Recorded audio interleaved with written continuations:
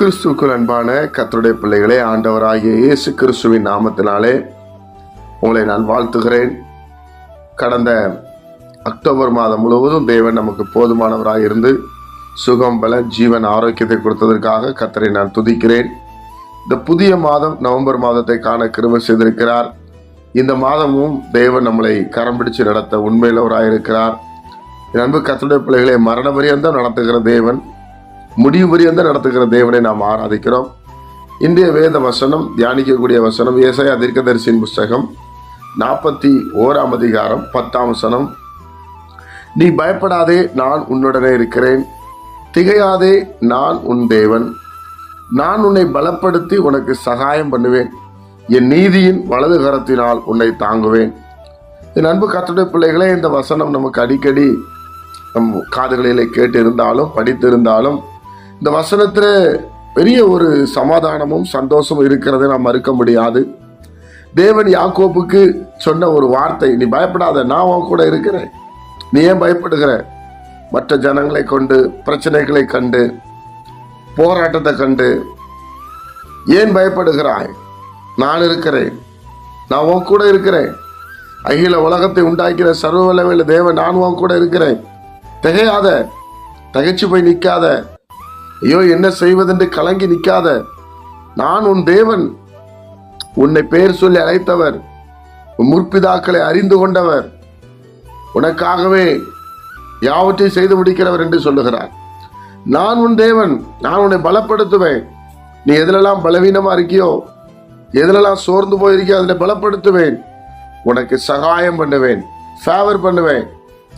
யாரெல்லாம் உனக்கு எதிர்த்து வர்றாங்களோ, யாரெல்லாம் நீ ஒன்றும் இல்லாமல் போட நினைக்கிறாங்களோ, அவங்க கண்களை தயவு கிடைக்க பண்ணுவேன், ஃபேவர் பண்ணுவேன். நீ வாழ்வாய்.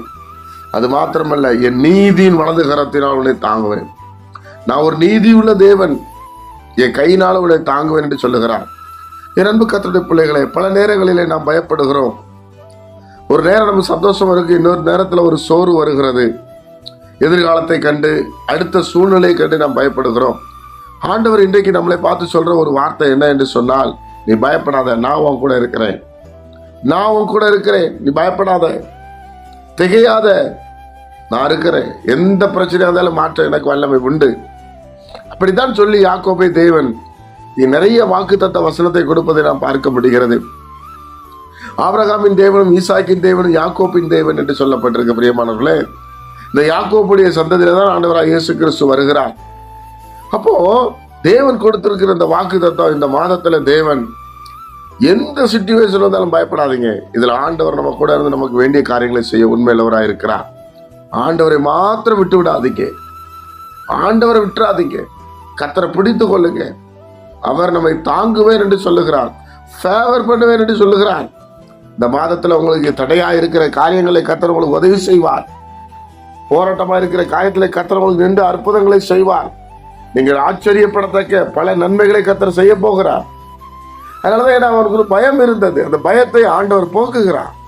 நான் கூட இருக்கேன்ல, நான் தானே உன் கூட இருக்கிறேன். என்னை மீறி ஏதாவது நடந்துருமா? என்னை மீறி ஏதாவது செய்து விட முடியுமா? உன்ன முடியாது என்றால் என்னை உள்ளங்கையில வரைந்து வைத்திருக்கிறேன் என்று சொல்லுகிறார். தேவனுடைய பிள்ளைகளே, அப்போ இந்த வார்த்தை ஒரு நாள் வெறுமையாய் போகாது. இந்த மாதம் இயேசு உங்க கூட இருப்பார். நீங்க எங்க போனாலும் உங்க கூட வருவார். நீங்க அவரை கூப்பிட்டுட்டு போறதுக்கு மிஸ் பண்ணிடாதீங்க. ஒவ்வொரு நாளும் ஆண்டவருடைய சமூகத்துல எழும்பி சொல்லுங்க, என் கூட வாங்க ஆண்டவரே, என்னை நடத்துங்க ஆண்டவரே, என்னை கரம் பிடிங்க ஆண்டவரே, நான் உங்களுக்கு பிரியமா நடக்கிறேன் ஆண்டவரே என்று சொல்லி ஆண்டவரை பிடித்தீர்கள் என்றால் நிச்சயமாக இந்த மாதம் உங்களுக்கு ஒரு ஆசீர்வாதமான மாதமாய், ஒரு சமாதானத்தின் மாதமாய், ஒரு சந்தோஷத்தின் மாதமாய் இருக்கும். என்னுடைய பிள்ளைகளே, ஜெபிப்போமா?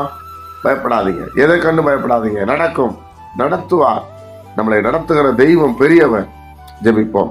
பரிசுத்த பிதாவே, உம்முடைய குமாரன் இயேசு கிறிஸ்துவின் நாமத்தில் வருகிறோம். நவம்பர் மாதத்தை அடியெடுத்து வைத்திருக்கிற உம்முடைய பிள்ளைகளை நீர் ஆசீர்வதிக்கும்படி ஜெபிக்கிறேன்.